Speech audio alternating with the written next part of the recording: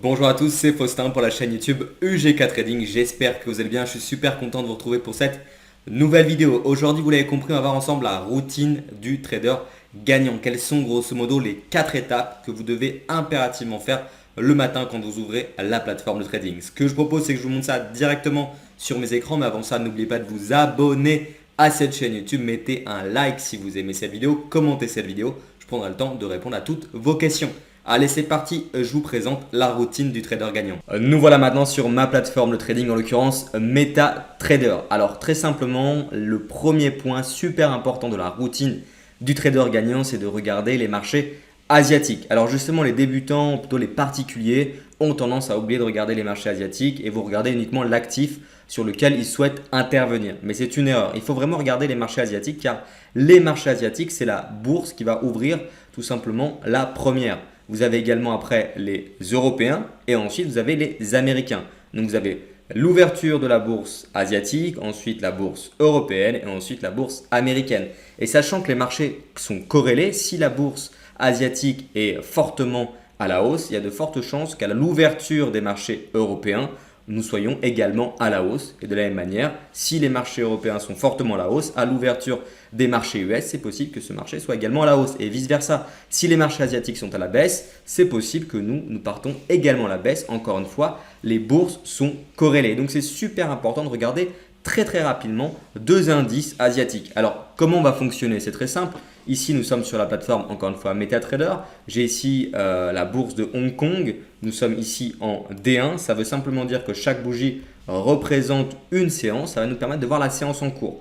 Donc, c'est très simple. Déjà, on regarde les moyennes mobiles, voir un petit peu si on est haussier, est-ce qu'on a cassé des niveaux importants. Alors, je vois qu'on a ce niveau-là, grosso modo, on se balade entre ces deux niveaux. Bon, c'est plus ou moins un range qui n'est pas très propre. On n'a pas cassé ce niveau. Donc, on n'est pas encore fortement haussier déjà sur cet actif. Et surtout, la bougie en cours, il ne se passe pas grand-chose, on le voit, mais on reste haussier au-dessus des deux moyennes mobiles.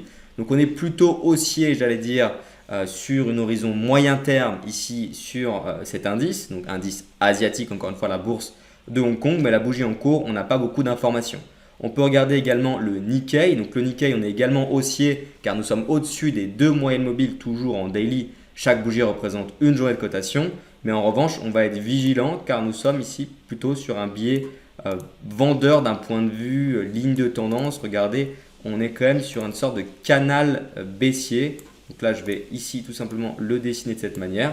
Donc attention, on va être vigilant. Mais la bougie en cours, pareil, il ne se passe pas grand-chose. On n'a pas une grosse bougie. On est plutôt dans le rouge sur les bougies de la séance en cours, ici et ici. Alors au moment où je tourne la vidéo, c'est un petit peu tard. Il est approximativement 11 h. Mais grosso modo, la démarche, elle est là. Quand vous ouvrez votre plateforme, regardez la bougie en cours des marchés asiatiques. Et si vous avez une forte bougie dans un sens ou dans l'autre, faites attention, ça va potentiellement donner la direction sur les marchés européens. Donc voilà, c'était la première chose à faire en termes de routine du trader gagnant. Alors la deuxième étape du trader gagnant en termes de routine, c'est de regarder des actifs avec une forte tendance dans un sens ou dans l'autre. Trop souvent, encore une fois, les particuliers ont tendance à trader sur des actifs qui n'ont aucune tendance ou même parfois à trader contre la tendance de fond. Et c'est super dangereux, surtout quand on débute. Donc ça peut paraître contraignant, mais dans cette routine, c'est de prendre l'observation du marché que vous avez ici à gauche. Vous allez prendre les indices, le forex, les matières premières, les actifs qui vous intéressent et vous allez chercher uniquement les actifs avec une forte tendance. Comme je le dis grosso modo dans toutes mes vidéos, vous devez avoir la même tendance sur du D1. Donc chaque bougie représente une journée de cotation. Sur du H4, chaque bougie ici représente 4 heures de prix et sur du H1. Si vous avez la même tendance sur ces 3 unités de temps, vous allez pouvoir intervenir même à plus court terme, encore une fois dans le sens de la tendance. Donc ça, c'est super important en termes de routine. Alors par exemple ici, on est sur le DAX. On voit ici très bien qu'en D1, on est haussier. Pourquoi? On est au-dessus de nos deux moyennes mobiles. Donc jusqu'à là, c'est très bien. En H4, on va vérifier. On n'est pas haussier, on est plus ou moins neutre, on est entre les deux moyennes mobiles. Donc ça ne sert à rien d'aller regarder en H1. On ne va pas trader le DAX. Aujourd'hui, il n'y a pas de vraie tendance. Et on le voit encore plus ici en horaire. Regardez, ça range un petit peu. Donc on évite, on sort de ce marché. On ne va pas trader ici le DAX. On peut après aller du coup sur un autre actif. Pourquoi pas un indice américain. De la même manière, on regarde nos moyennes mobiles ici en D1. Donc en D1, on est haussier au-dessus des deux moyennes mobiles. En H4, également, on est haussier au-dessus des deux moyennes mobiles. Et en H1 également. Ça veut simplement dire que cet actif-là, on va le sélectionner et on sait qu'on va pouvoir le trader même sur des courtes unités de temps avec votre stratégie trading, ce que vous voulez. Donc vraiment, la deuxième étape, c'est de filtrer les actifs avec une forte tendance comme je viens de vous le présenter. Alors la troisième étape de la routine du trader gagnant, c'est de regarder le calendrier économique. Souvent, encore une fois, les particuliers ont tendance à négliger cette partie, à regarder les supports, les résistances, les indicateurs techniques, grosso modo le graphique, et c'est très bien, c'est important, mais n'oubliez pas le calendrier économique. Je ne vous demande pas d'interpréter les statistiques, les news, les actualités, ça peut s'avérer super compliqué, je suis le premier à le dire, mais regardez au moins qu'au moment où vous allez trader, vous n'avez pas des statistiques qui peuvent faire bouger fortement les marchés. Alors c'est quoi les statistiques qui font bouger les marchés avec le calendrier investing? Grosso modo, c'est pareil sur tous les calendriers, vous avez une échelle entre guillemets d'importance entre 1 à 3. Si vous avez une étoile, c'est pas trop important, ça risque de ne pas faire bouger les marchés, quasiment rien du tout. 2 étoiles, ça peut faire un petit peu bouger les marchés, mais c'est pas ce qui va nous intéresser. En revanche, les statistiques, les news 3 étoiles ici sur Investing, clairement, ça peut faire bouger les marchés, en l'occurrence dans le pays et dans la devise dans laquelle on va regarder la stat. Par exemple, ici du côté européen, indice euro-USD investing.com, c'est une stat de 2 étoiles. C'est du côté européen, bien entendu, les indices, on va dire américains ou asiatiques, ne vont pas bouger par rapport à cette stat, d'autant plus qu'elle est uniquement à 2 étoiles. Donc on va regarder le calendrier économique. Aujourd'hui, on n'a rien de 3 étoiles, donc ça ne va pas faire bouger le marché dans un sens ou dans l'autre. Donc on peut trader en se basant, j'allais dire presque uniquement sur notre analyse technique et graphique. En revanche, si on a une stat 3 étoiles, on va regarder dans quel pays va sortir cette stat et voir sur quel actif ça va tout simplement impacter le trading. Une fois que c'est fait, on sait qu'on va s'écarter du marché 30 minutes avant, c'est-à-dire éviter de rentrer avant la stat et éviter peut-être de rentrer trop tôt juste après la stat. On attend de voir post-stat.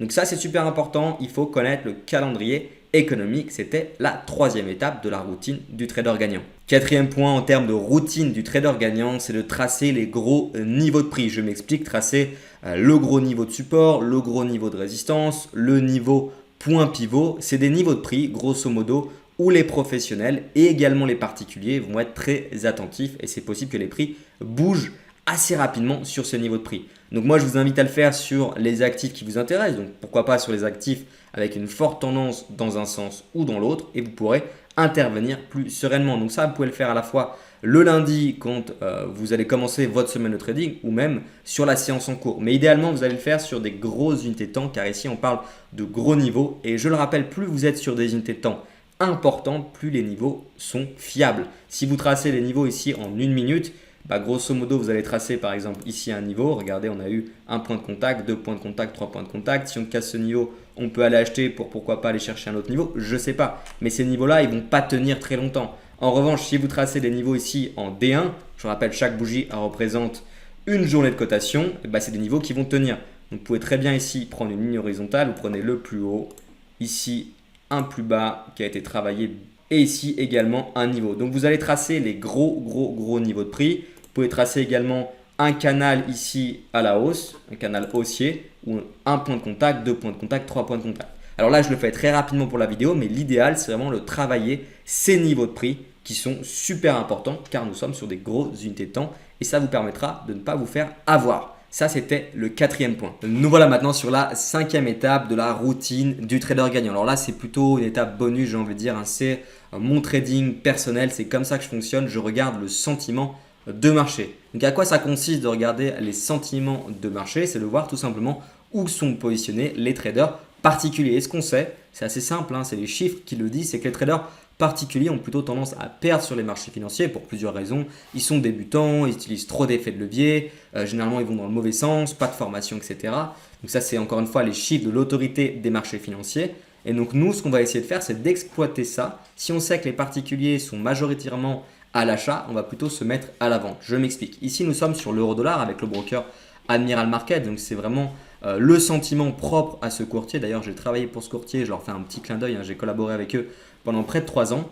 Et ici, on voit que sur leur base de clients, 55% sont à l'achat, 45% sont à la vente sur l'euro-dollar. Si 55% des particuliers sont à l'achat et on sait qu'ils ont plutôt tendance à perdre, je vais plutôt aller dans le sens inverse et vendre le marché, en l'occurrence, aller dans le camp des 45% en trading. Il y a un acheteur un vendeur et il y a un gagnant, il y a un perdant. Et souvent, c'est les institutionnels, les market makers, c'est eux qui vont gagner. Donc, on va essayer vraiment de se mettre du bon côté, j'ai envie de dire.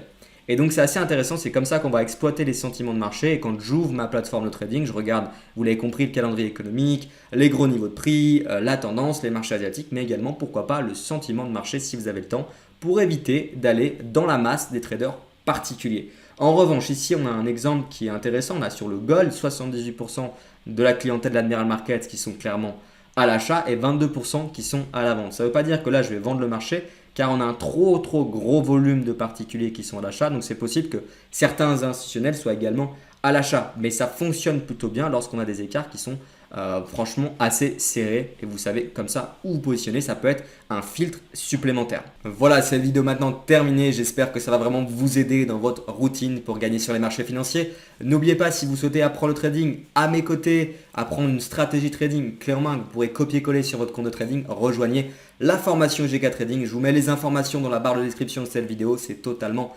gratuit pour le moment, donc profitez-en. Également, n'oubliez pas de vous abonner à cette chaîne YouTube, mettez un like, commentez, partagez, ça me fait toujours très plaisir. Soyez super prudents sur les marchés financiers et on se retrouve pour une prochaine vidéo. C'était Faustin pour UGK Trading.